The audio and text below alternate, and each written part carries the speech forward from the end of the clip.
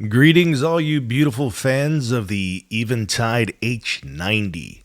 I have recently upgraded from the H9, and I can tell you that this new interface, this app, is in a completely different galaxy than the app available to the H9. However, there's still some things here that aren't very intuitive.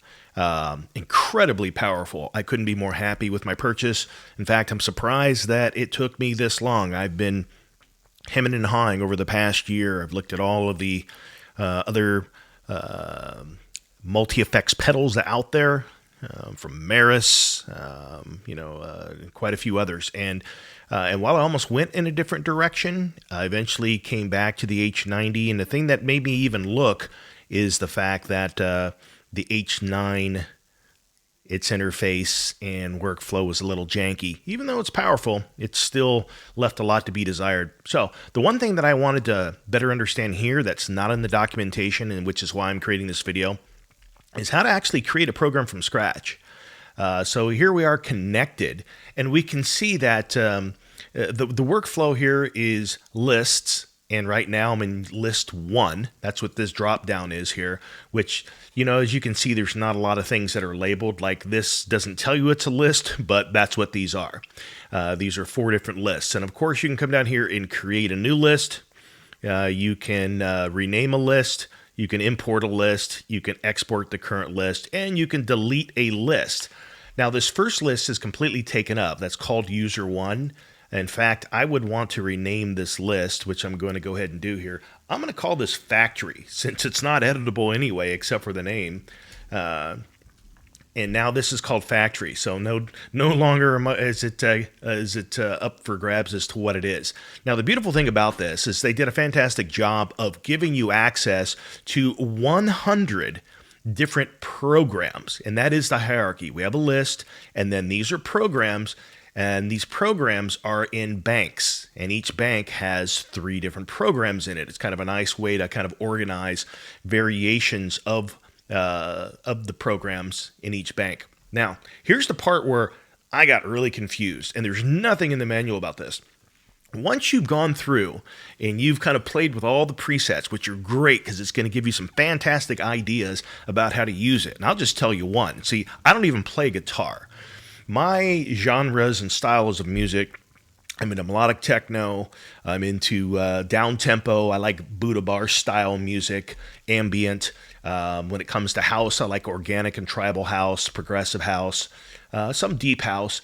And so that's how I'm using this in a live performance setup.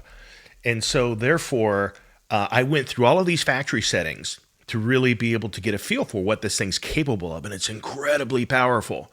I sat down with just my Octatrack and the H90. And the goal is just wanted to keep it simple. I didn't want to bring in a whole bunch of devices. I just wanted to really see what this thing can do.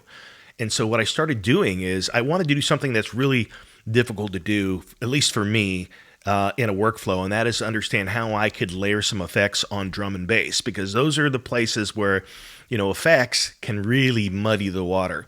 So what I did with my Octatrack is I put a kick, I put some tops, and I put some other percussion, and then a bass line, and that was it, those 4. And I put them on first 4 tracks of my Octatrack, and then I used track 7 to loop what was created there.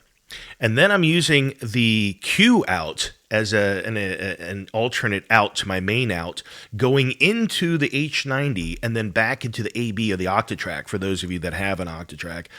And what was important for me in doing that is it created a send effect, routing out and then back in.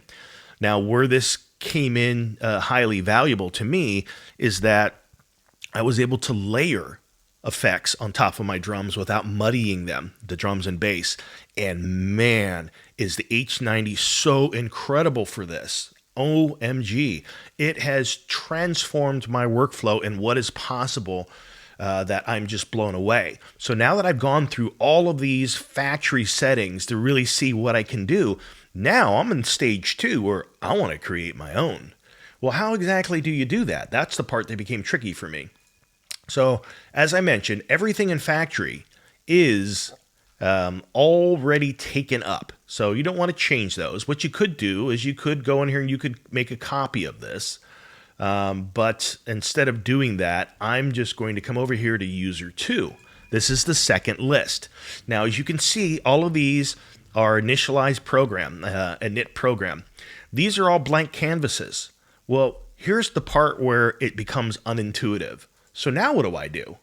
You would think by default that the best intuitive user interface experiences would be to click on these headers because this is A and this is B. So as you know, each program, again, the hierarchies list a program which has banks, and in these banks, each program can have 2 presets. And right now these presets are showing through, which means that it's just a through signal. There is no preset being that your audio is being routed through. So then the question becomes, I'm like clicking everywhere. How do I change the preset for this? What do you got to do? You got to go all the way miles over here to the very opposite end of the screen. Incredibly unintuitive from a user interface, user experience perspective. However, once you do this, you're back on track. See how these are now clickable? That's what it should have been from the start. It should have been literally in the parameters over here that once you're over here, as soon as you click one of these programs, you should be able to double click, use these 3 dots. You should be able to do something over here. Click on this through, click on the A, anything to be able to go back and forth between these 2 parameter-wise and select your preset.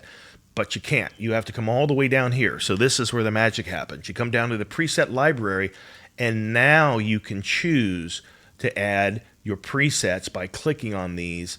And then once you come over here to parameter, you can see that I've got them loaded up. We've got a mod delay and a looper here. That's the magic of creating your own program from the ground up. And then, of course, from there, you can get in here to mapping your parameters. And not only that, but adding a control source, hot knobs, lots of cool stuff you can do from here. But this closed the one gap on the place where I was absolutely stuck. How do you create a program from scratch where you change the A preset and the B preset? And that's where you do it. Hope that was helpful. I know that was long-winded and shared a little bit of my workflow, but man, I love this device, and hopefully this gives some other folks the idea how they can get started creating their own programs from the ground up.